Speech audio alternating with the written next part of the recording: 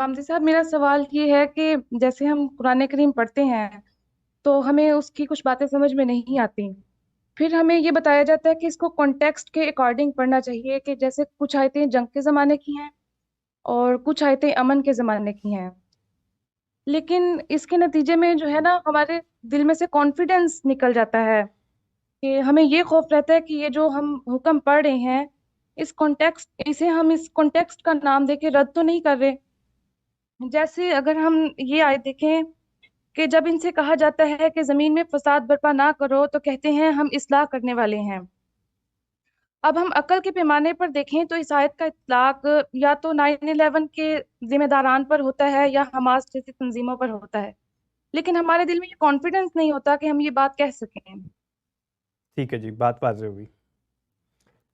یہ ایک مشکل رہی ہے، اور اس کی وجہ یہ بنی کہ ہمارے ہاں لوگوں میں یہ خیال پیدا ہو گیا قرآن اللہ کی کتاب ہے تو اس کا کچھ لفظی سا ترجمہ کرنا چاہیے. یہ خیال صحیح نہیں تھا، اس سے بڑی مشکلات پیدا ہوئی ہیں، اور قرآن مجید کے بارے میں عام لوگوں میں سوء ظن بھی پیدا ہوا. کسی بڑے ادب پارے کا اردو سے، عربی سے، انگریزی سے، کسی زبان سے آپ لفظی ترجمہ کر دیں، اس کی روح ختم ہو جاتی ہے. یعنی نہ اس کے آگے سے آپ کچھ سمجھیں گے نہ پیچھے سے سمجھیں گے. تو یہ ضروری تھا کہ قرآن مجید کا ترجمہ کرتے وقت بھی ترجمہ کرنے والے جس طرح خود اس کو سمجھ رہے ہیں، وہ اگر عربی زبان کے اچھے عالم ہیں تو جس طرح خود سمجھ رہے ہیں اپنے فہم کو منتقل کریں. یہ ضروری تھا ان کے لیے.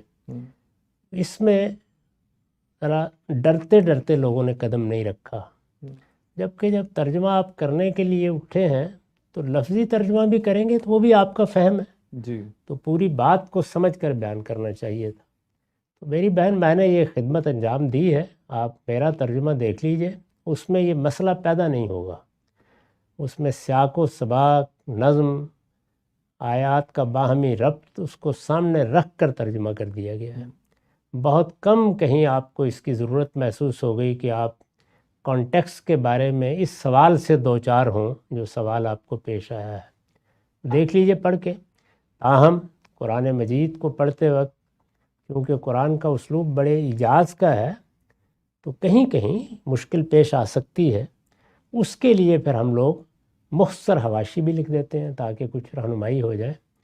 میں ہمیشہ یہی مشورہ دیتا ہوں کہ پہلے مرحلے میں تو ترجمہ ہی پڑھیے تاکہ قرآن سے ایک براہ راست تعلق پیدا ہو، اور پینسل لے کے نشان لگا لیں کہ یہاں مشکل پیش آئی ہے، وہاں پھر حواشی یا تفسیر کی طرف رجوع کرنا چاہیے. اور اگر اس سے بھی بات واضح نہ ہو تو پھر کسی صاحب علم سے جو آپ کے زمانے میں ہو، جس سے آپ کا رابطہ ہو سکے، رجوع کر لیجیے، سمجھا دیں گے.